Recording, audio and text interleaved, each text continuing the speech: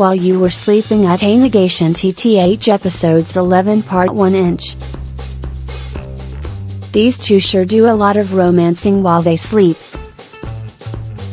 There are some nice perks to getting to see the person you like while you catch some ZZZZs. Think of all the time you save, but we find out today that there are also some downsides attached.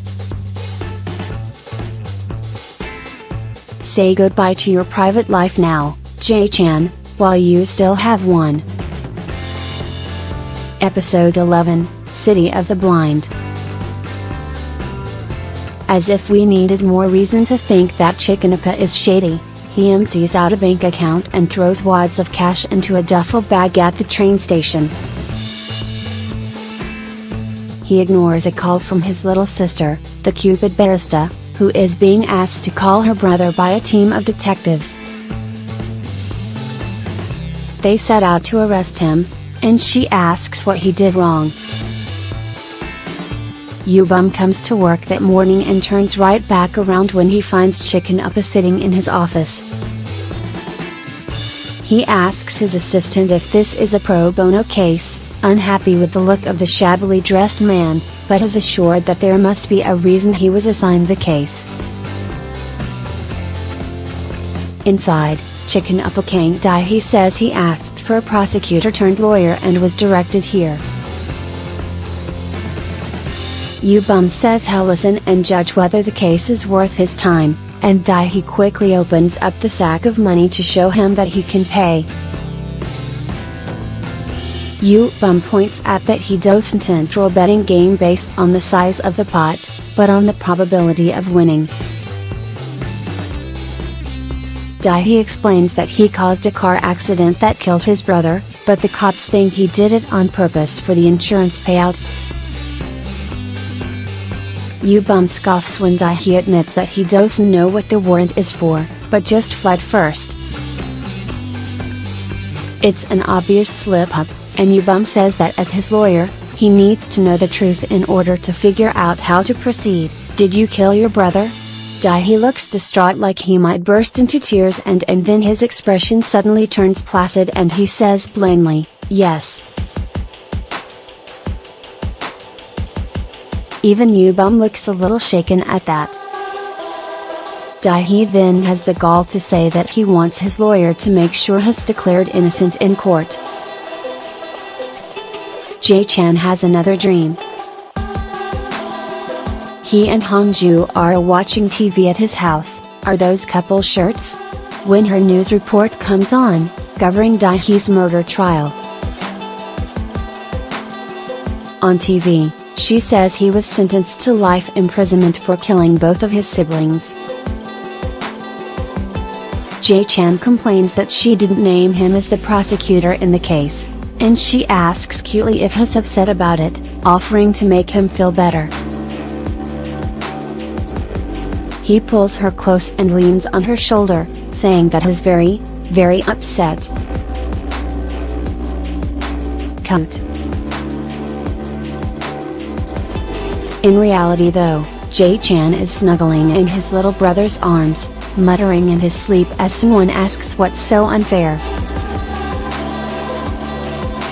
Jae-chan's eyes dart open and he screams, asking what someone is doing in his bed. Someone complains that Jae-chan yanked him in when he came by to wake him, and Jae-chan complains that he's too easy. Lol, what are you talking about? Someone asks if he wants cereal or ramyeon for breakfast, and Jae-chan says that they're going to eat breakfast at Hongju's house from now on. Someone fist pumps at that, since he's experienced mom's epic breakfast table for himself. Jae-chan can't believe he was left out of that breakfast and wasn't even told about it, and retaliates by pulling out his fingers like Wolverine claws and poking S1. Ugh, they're so adorable I can't stand it. Hongju starts off her day with a fantastic baby dance party in her bathroom, which is so awesome I have to watch it twice. She comes out asking mom where the razors are, gasping at how quickly her leg hair grows back every day, not to mention her armpits. And which is when she looks up to find Jae-chan and Sungwon gaping at her as they set the table. Mom awkwardly tells her that the boys will be eating breakfast here from now on. Thanks, Mom. Hongju somehow contains her mortification and calmly flips her hair and welcomes them before gliding back to the bathroom like she's in a ball gown and not a fuzzy pink bathrobe. She freaks out in the privacy of the bathroom and wails that she only has half eyebrows, and doesn't come back out to the dining room until she's in full makeup and dressed for work. Mom tries to make her feel better by saying that everyone looks that way at home, but Jae-chan hilariously responds that he's not that bad.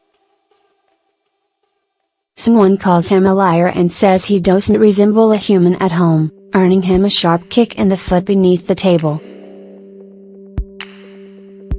Hongju backs Sungwon up though, saying that she's seen exactly what Jae-chan looks like at home through her dreams. She says he doesn't wash his hair for days, leaves dirty clothes everywhere, and doesn't close the bathroom door while on the toilet. Jae-chan looks increasingly horrified as she speaks, and then in unison, Hongju and Sungwon blurt, and then he doesn't flush. A quick flash to the version of Jae-chan she's seen in her dreams has him lying on the couch surrounded by trash like a lazy bum.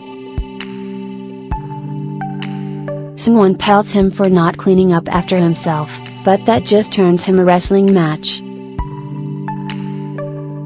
Jae-chan spends the day reading comic books and eating chip crumbs off of his own chest, and needs someone to bring him toilet paper while sitting on the toilet.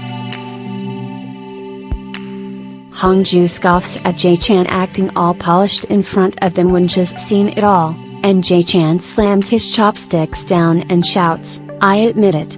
Pa." He pleads with her to stop, and she proceeds to eat her breakfast in teeny bites like a bird.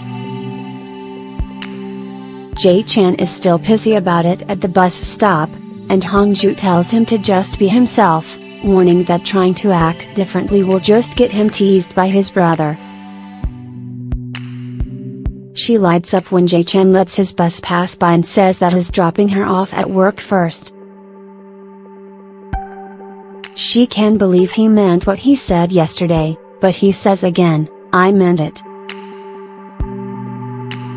She looks over at his hand resting on the railing behind them and cautiously reaches out to touch it, but just as she's about to make contact, he pulls away from her.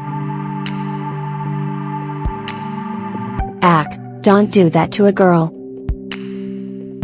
Her heart sinks, but he wonders why she's not getting on the bus and comes back to grab her hand. "Oh, yay!" They run to catch the bus, and Hongju beams. Their riders spend stealing glances at each other, but we watch as their bus drives straight into a brewing storm in the heart of the city. Symbolism.